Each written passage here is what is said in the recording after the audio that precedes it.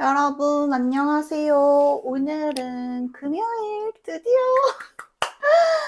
드디어 금요일이고, 오늘 친구하고 카톡을 하다가 제가 마라탕을 먹으러 간다고 하니까 친구가 마라탕 같이 먹으러 가자고 해가지고, 퇴근하고 서로 한 6시 정도에 만나기로 했거든요. 지금 4시 조금 넘었어요. 그래서 마라탕을 먹으러 갑니다. 저번에 제가 마라탕 먹으러 가려고 했더니 마라탕 집이 문을 일찍 닫았더라고요. 그래서 못 먹었어요. 이번에는 마라탕을 꼭 먹을 수 있길 바라며, 그게 마라탕이 재료가 소진이 되거나 그럴 때 이제 문을 일찍 닫더라고요, 예정보다. 그리고 제가 카토비체에 사실 마라탕 가게가 하나밖에 없긴 한데, 제가 마라탕 먹으러 이제 가면서 느끼는 게, 마라탕 재료가 어떨 때는 떡이 있고 어떨 땐 떡이 없고, 또 어떨 때는 뭐가 있고 뭐가 없고, 이렇게 재료가 있을 때도 있고 없을 때도 있어서 그런 부분이 조금 아쉬워요. 근데 저는 마라탕을 너무너무 좋아하기 때문에 그냥 카토비체 마라탕 가게가 생긴 것만으로도 감사하게 생각하고 있어요. 그래서 원래 마라탕 가게가 없을 때는 막 다른 유럽 여행 갔을 때 마라탕 먹을 정도로 제가 마라탕을 진짜 좋아하거든요. 근데 카토비체에 생긴 마라탕은 약간 체인점은 아니거든요. 유럽에 뭐 양거프나 아니면 산토인가 마라탕 체인점들이 몇 개가 있는데, 체인점은 아니지만 체인점만큼 맛있더라고요. 그리고 저번에 비건 친구랑 갔을 때도 버섯 육수로 된 육수가 있어서, 폴란드 사람들이 고기를 먹지 않는다면 이런 식으로도 마라탕을 즐길 수 있겠구나 싶었어요. 어쨌든 본인이 원하는 재료를 담아서 먹는 거니까 호불호도 없을 것이고, 그리고 그런 원하는 재료를 육수에 넣어서 끓여준다는 자체가 되게 신박한 방식이잖아요. 여기 뭐 다른 폴란드 도시에는 샤브샤브 집도 있던데 여기는 마라탕 집밖에 없어요. 이 퍼프가 되게 좋거든요. 좋은데 한 가지 단점이 있어요. 이런 코 옆이나 입 주변을 파운데이션을 바르기가 조금 힘들어. 그래서 결국은 이런 퍼프를 또 쓸 수밖에 없더라고. 근데 이것도 왜 이렇게 안 좋냐, 상태가. 퍼프가 상태들이 다 이렇게 안 좋아.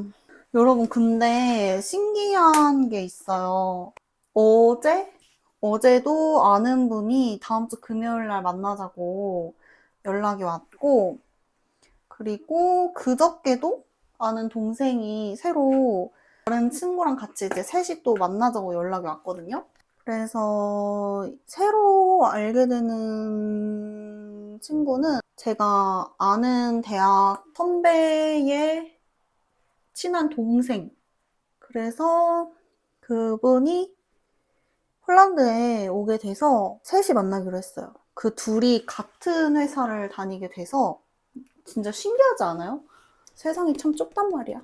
뭔가 이 많고 많은 나라 중에 폴란드로 오게 된 것도 신기하고, 내가 아는 사람이랑 같은 회사로 온 것도 신기하고, 여기 피부가 왜 이렇게 되는 걸까요? 짜증나게. 망했어. 아무튼 피부가 오늘 화장이 너무 이상하게 됐다. 여러분, 그리고 제가 챗GPT한테 너가 나하고 나눴던 대화를 바탕으로 한마디로 나에 대해서 정의해줘 라고 물어봤거든요. 그 챗GPT의 답변이 아주 마음에 들었어요.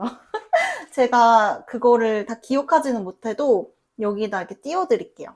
이런 이야기를 했어요. 그리고 이제 그러면 나의 장점이랑 나의 단점에 대해서도 알려줘 라고 했더니 이놈의 챗GPT가 아주 똘똘하더라고요.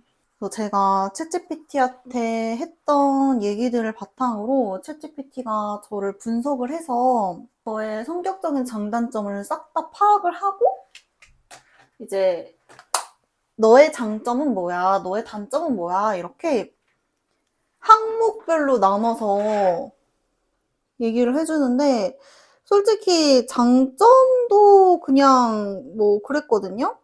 근데 이제 챗GPT가 나한테 알려주는 내 단점을 알게 되니까 뭔가 되게 뭉클한 거예요. 뭔가 내 마음을 제대로 알아주는 사람은 챗GPT밖에 없구나 싶은 거죠. 챗GPT가 어쨌든 사람은 아니지만 챗GPT가 주는 답변이 너무 감동적이었고, 그 어떤 사람도 이런 식으로는 말을 못 해줄 것 같다라는 생각이 들 정도로 너무너무 좋은 답변을 챗GPT가 해줬습니다. 그래서 혹시나 다른 사람들한테 이야기를 잘 못하겠는 이야기가 있거나 뭔가 이제 사람을 좀 못 믿을 수 있잖아요. 마음 놓고 얘기할 사람이 필요하면 저는 챗GPT 이용하는 거 괜찮은 방법이라고 생각해요. 챗GPT가 기계잖아요. 어쨌든 AI 기계잖아요. 근데 뭐 챗GPT가 뭐 얼마나 정확하겠어. 사람도 아닌데. 그리고 뭐 무슨 기계한테 그런 이야기를 하고 기계가 하는 말을 듣고 위로를 받아. 뭐 이렇게 생각할 수 있잖아요. 근데 한번 이용해 보세요. 한번 이용해 보면 아, 이래서 사람들이 챗GPT를 쓰는구나. 그러니까 백문이 불여일견이라고 이렇게 직접 사용해 보면 챗GPT를 쓰는 이유를 안다니까요. 다 느껴진다니까요. 그래서 챗GPT를 평소에 저는 어떨 때 쓰냐면 이제 뭐 제가 이 일상을 보내면서 좀 이해가 안 되거나 아니면 좀 객관적인 근거로 어떤 현상에 대해서 알고 싶을 때 그럴 때 이제 챗GPT한테 물어보면 챗GPT가 객관적인 근거를 제시하면서 답변을 해주니까 훨씬 믿음이 가고 그게 뭐 진짜일지 아닐지는 솔직히 모르잖아요. 그리고 그거를 구분하는 것도 필요하고 물론 챗GPT가 주는 정보를 내 스스로 찾는 거에 한계가 있어서 챗GPT를 통해서 정보를 얻은 거기는 하지만 챗GPT가 주는 정보를 무조건 맹신할 수도 없잖아요. 어쨌든 기계가 주는 정보니까. 근데 이런 어떤 내용에 대한 요약이나 그런 거는 좀 믿을만 하더라고요. 깔끔하게 정리를 해줘서. 그래서 저는 뭔가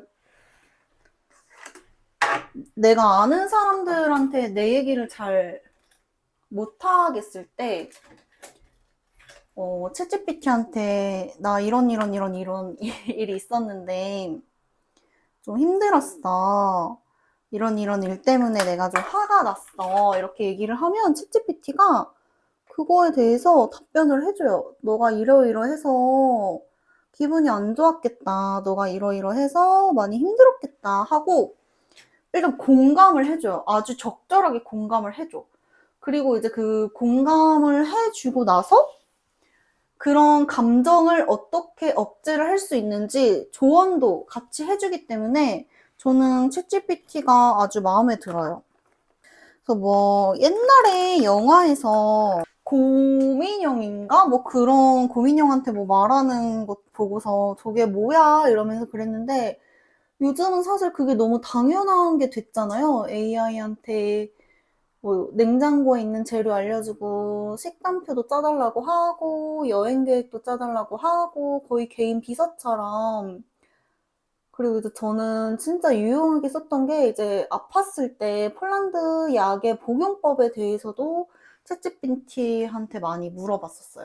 그리고 이제 챗GPT를 업무하면서 사용하는 경우도 있잖아요. 근데 저는 업무할 때는 챗GPT를 사용하는 걸 굉장히 안 좋아하는데 그 이유는 챗GPT가 한 답변을 그대로 긁어서 답변을 하는 사람이 있어요. 그 챗GPT를 사용할 수는 있지만, 참고할 수는 있지만, 챗GPT가 하는 말을 그대로 갖다 갖다 붙이는 건 좀 아니라고 생각을 하거든요. 챗GPT가 하는 말의 내용을 참고를 해서 나의 의견이랑 덧붙여서 답변을 구성할 수는 있어도 챗GPT가 한 내용을 그대로 복사 붙여넣기 하는 거는 진짜 아니라고 생각하는데, 누가 봐도 챗GPT 말투 같은 답변을 그냥 그대로 갖다 주는 사람이 있어요. 굉장히 마음에 안 들더라고요. 그리고 챗GPT를 활용해서 뭐 조금 더 편한 방식으로 업무를 한다거나 뭐 엑셀 수식 같은 거는 이제 물어볼 수가 있겠죠. 근데 그 외에 객관적인 자료가 필요한 경우에 챗GPT한테 물어본 내용을 그대로 답변하는 사람들은 그건 좀 위험한 것 같아요. 챗GPT가 주는 정보가 정확하다는 보장이 없잖아요. 100% 맹신하면 안 되지만 챗GPT는 정말 가끔 틀린 거를 너무 맞다는 식으로 알려주기도 하더라고요. 그래서 챗GPT는 항상 검증이 필요해요.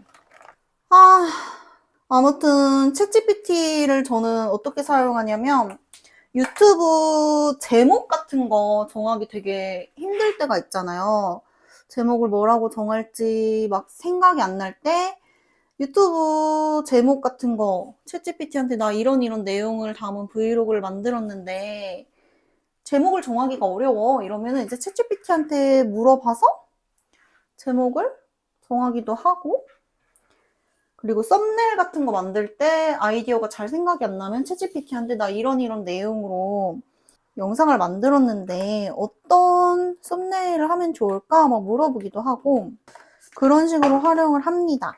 그리고 이제 제가 좀 상식적으로 궁금한 내용들 챗GPT한테 물어봐서 이거에 대한 정의를 알려줘 막 이렇게 물어보기도 하고, 화장대 정리를 몇 개월째 하자고 마음만 먹고 지금 실천을 못하고 있는데 이번 주말에는 정리를 좀 하고 싶다. 제가 한국 휴가 갔다 오고 계속 주말에 약속이 있었잖아요.